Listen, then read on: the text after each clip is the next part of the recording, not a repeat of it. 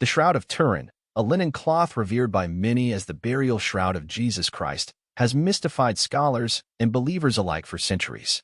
First unveiled in the 1350s, the shroud displays a faint image of a man, which has been the subject of intense debate regarding its origins and authenticity.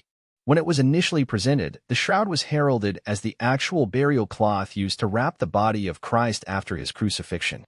The image on the shroud, depicting a bearded man with his arms crossed, was believed by many to be a miraculous imprint of Jesus himself.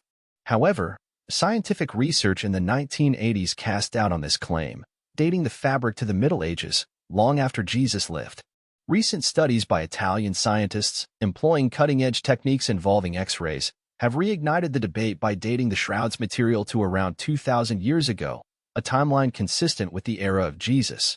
This finding supports the theory that the bloodstained pattern on the shroud could indeed have been left by Jesus' body after his crucifixion. The cloth itself reveals faint, brownish images of a gaunt man, standing between 5 feet 7 inches and 6 foot tall, with markings that correspond to the crucifixion wounds described in the Bible, including thorn marks on the head, lacerations on the back, and bruises on the shoulders.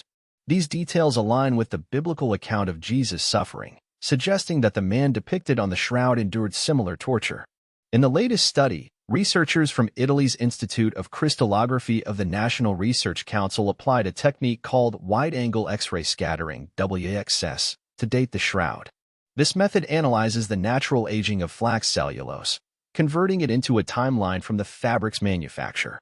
The team examined 8 small samples from the Shroud of Turin, using X-rays to reveal intricate details of the linen structure and the breakdown of its cellulose over time.